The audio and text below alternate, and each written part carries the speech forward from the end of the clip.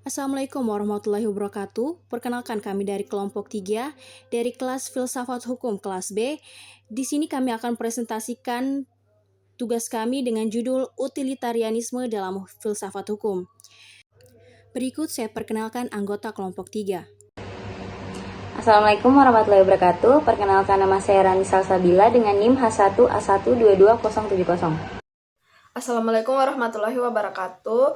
Perkenalkan, saya atas nama Yeni Ramadan dengan NIM H1A1232334.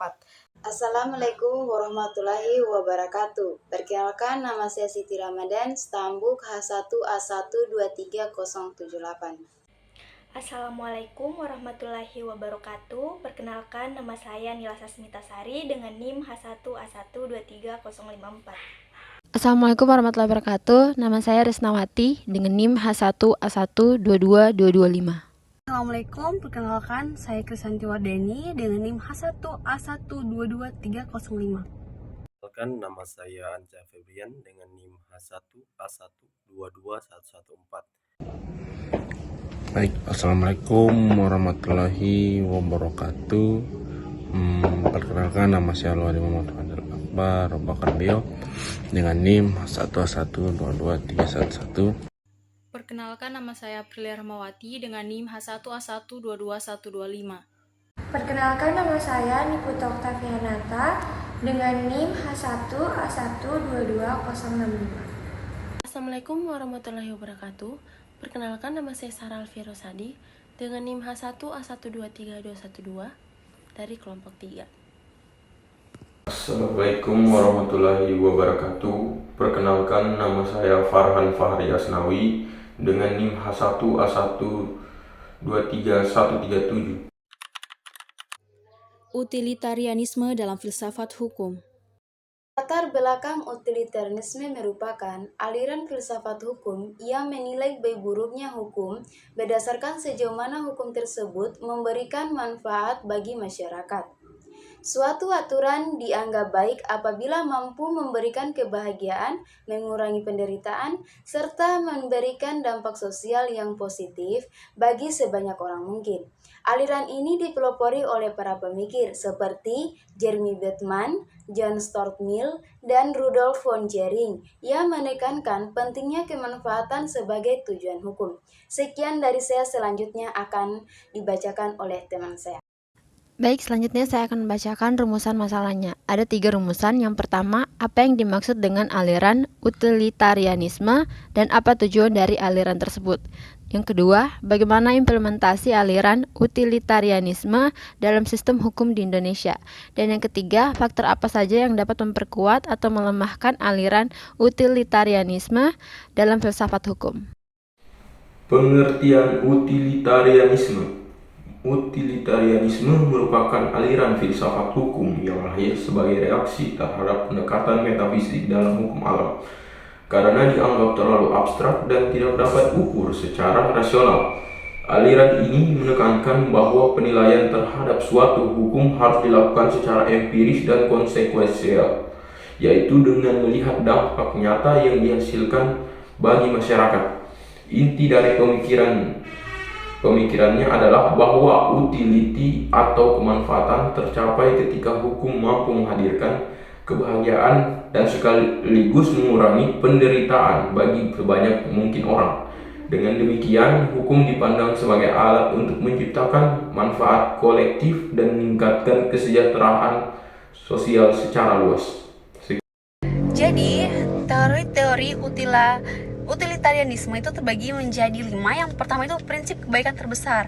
Nah, yaitu suatu tindakan atau hukum dinilai baik apabila memberikan kebahagiaan dan manfaat bagi sebanyak mungkin orang.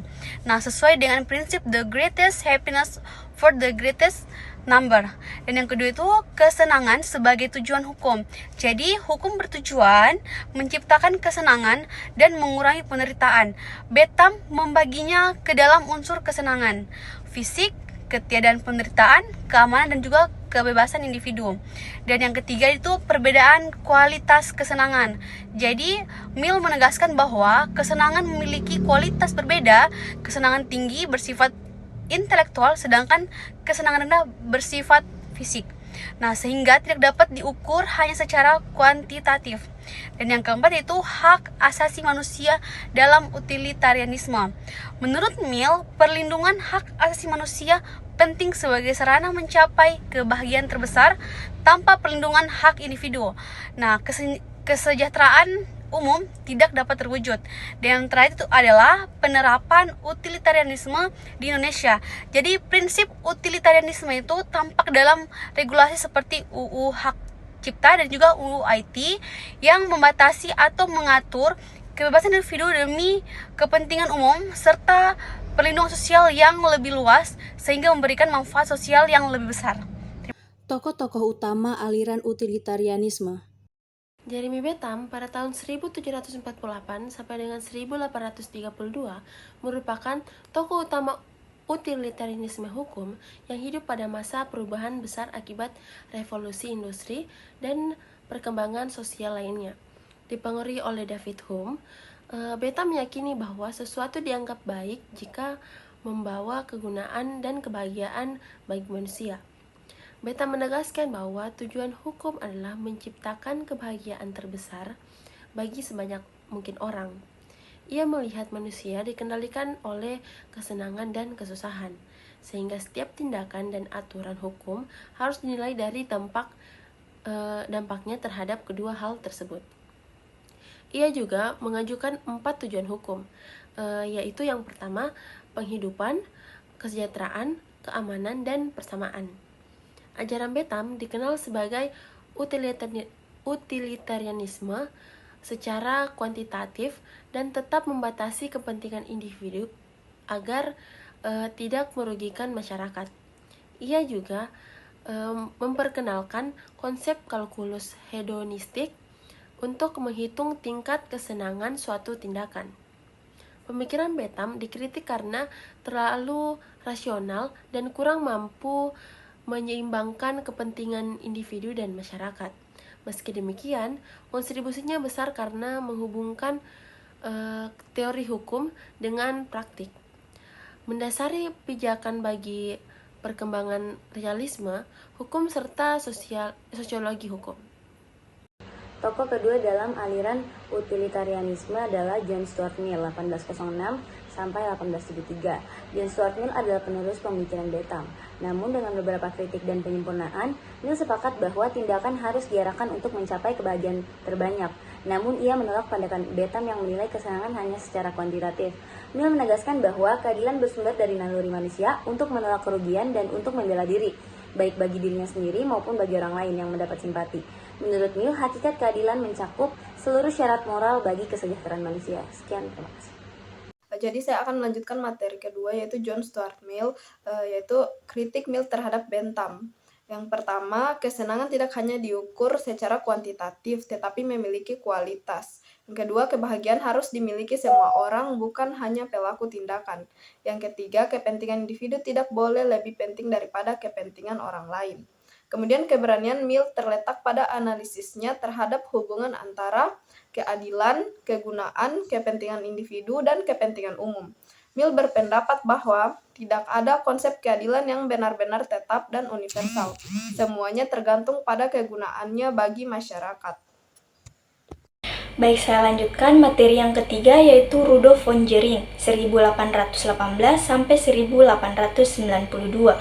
Rudolf von Jhering adalah sarjana hukum Jerman yang dikenal melalui teori Zweck jurisprudence, yaitu pandangan bahwa hukum harus dilihat sebagai sarana untuk mencapai tujuan sosial. Ia menolak pendekatan formalistik dan menekankan bahwa hukum tidak cukup dipahami sebagai norma, tetapi sebagai alat untuk melindungi kepentingan masyarakat. Selanjutnya, dalam karyanya Der Zweck im Recht, Jhering menegaskan bahwa hukum harus berorientasi pada kemanfaatan kolektif, bukan sekedar logika yuridis. Pemikirannya selaras dengan utilitarianisme karena sama-sama menilai hukum berdasarkan manfaat sosial yang dihasilkan, menolak formalisme, serta menempatkan kepentingan sebagai pondasi hukum. Meski demikian, Jhering berbeda dari utilitarisme klasik Bentham karena tidak menekankan kebahagiaan individual. Ia lebih fokus pada ketertiban sosial, disiplin, dan tujuan bersama, sehingga lebih mendekati pendekatan fungsional dalam hukum.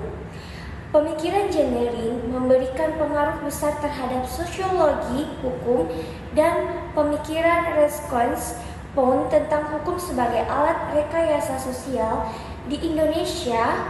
Gagasannya terlihat dalam kebijakan restoratif justice, pembentukan peraturan yang berintegritas pada kemanfaatan umum, dan putusan Mahkamah Konstitusi yang mempertimbangkan kepentingan publik. Selanjutnya, implementasi aliran utilitarianisme dalam hukum di Indonesia. Implementasi utilitarianisme dalam hukum Indonesia terlihat dari penerimaan asas kemanfaatan sebagai dasar pembentukan peraturan perundang-undangan sebagaimana tercantum dalam pasal 5 huruf F Undang-Undang Nomor 12 Tahun 2011. Prinsip ini menuntut agar setiap regulasi memberikan manfaat sebesar-besarnya bagi masyarakat. Dalam pembentukan undang-undang, pendekatan utilitarian tampak dari penilaian terhadap dampak sosial suatu aturan, seperti dalam KUHP 2023 yang menekankan proporsionalitas, kemanusiaan, dan pencegahan kejahatan. Pemikiran ini juga muncul dalam kebijakan restoratif justice melalui peraturan Kejaksaan Nomor 15 Tahun 2020 yang lebih mengutamakan manfaat bagi pelaku, korban, dan masyarakat daripada sekedar penghukuman. Pengaruh utilitarianisme juga tampak dalam putusan Mahkamah Konstitusi yang menilai undang-undang berdasarkan kemanfaatan dan dampaknya terhadap kepentingan umum, seperti dalam pengujian Undang-Undang ITE. Selain itu, asas kemanfaatan turut digunakan dalam hukum administrasi, di mana keputusan yang merugikan publik dapat dibatalkan melalui peradilan tun. Hal ini menunjukkan bahwa utilitarianisme tidak hanya memengaruhi hukum pidana, tetapi juga kebijakan publik, administrasi pemerintahan, serta tata kelola regulasi secara lebih luas. Kelebihan dan kelemahan utilitarianisme dalam filsafat hukum. Pengaruh utilitarianisme terlihat jelas dalam putusan Mahkamah Konstitusi yang menilai konstitusionalitas undang-undang tidak hanya dari aspek formal, tetapi juga dari kemanfaatannya bagi masyarakat luas. Contohnya, tampak pada pengujian Undang-Undang ITE, di mana MK menekankan bahwa pembatasan kebebasan berpendapat harus memperhatikan kepentingan umum dan dampak sosial yang ditimbulkan. Pendekatan ini menunjukkan bahwa prinsip kegunaan menjadi salah satu pertimbangan utama dalam menilai keberlakuan suatu norma. Selain itu, asas kemanfaatan juga digunakan dalam hukum administrasi negara. Keputusan tata usaha negara yang dianggap merugikan kepentingan publik dapat dibatalkan oleh pengadilan, menegaskan bahwa tujuan kebijakan harus sejalan dengan manfaat sosial. Dengan demikian, utilitarianisme tidak hanya berpengaruh pada hukum pidana, tetapi juga membentuk karakter kebijakan publik, administrasi pemerintahan, dan tata kelola regulasi secara lebih luas. Relevansi pemikiran Rudolf van Jering dalam sistem hukum Indonesia modern, yaitu pemikiran Rudolf van Jering sangat relevan bagi sistem hukum Indonesia karena menekankan bahwa hukum adalah sarana untuk mencapai tujuan sosial yang bersifat abstrak dan memperkenalkan gagasan inherent jurisprudence, yaitu hukum sebagai perlindungan kepentingan. Ide ini tercantum dalam berbagai kebijakan Indonesia yang mengutamakan kepentingan umum seperti pengadaan tanah, lingkungan hidup, dan regulasi sumber daya alam.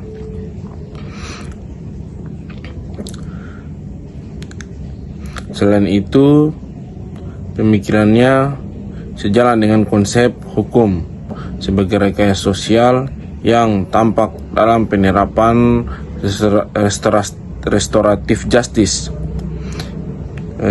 sanksi administratif, hingga kebijakan publik yang menyesuaikan perkembangan sosial dan teknologi.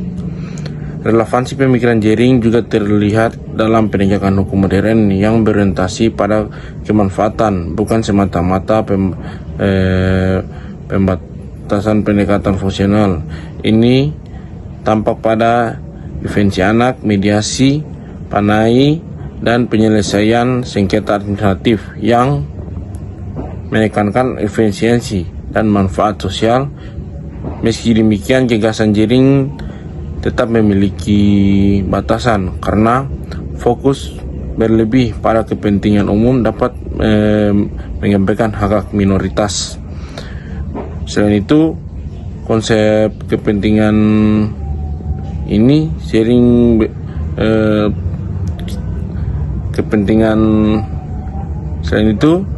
konsep kepentingan sering bersifat politis sehingga diperlukan mekanisme pengawasan yang kuat agar tidak terjadi penyalahgunaan atau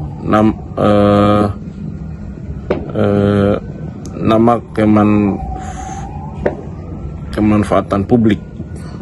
Baik, selanjutnya saya akan membacakan kesimpulannya.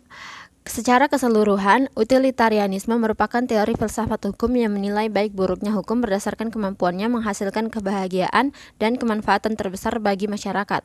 Sebagaimana dikembangkan oleh Bentham, Mill, dan Jering, Bentham menekankan aspek kuantitatif kesenangan. Mill menambah dimensi kualitas kesenangan dan pentingnya hak individu, sementara Jering melihat hukum sebagai instrumen perlindungan kepentingan sosial. Di Indonesia, prinsip utilitarianisme tampak dalam pembentukan undang-undang, rekayasa sosial, dan penerapan restoratif justice yang berorientasi pada kemanfaatan publik. Meskipun demikian, utilitarianisme tetap memerlukan koreksi melalui prinsip keadilan, HAM, dan konstitusionalitas agar tidak mengorbankan hak minoritas. Teori ini tetap menjadi landasan penting dalam menganalisis hukum dan menyusun kebijakan publik yang responsif terhadap kebutuhan masyarakat.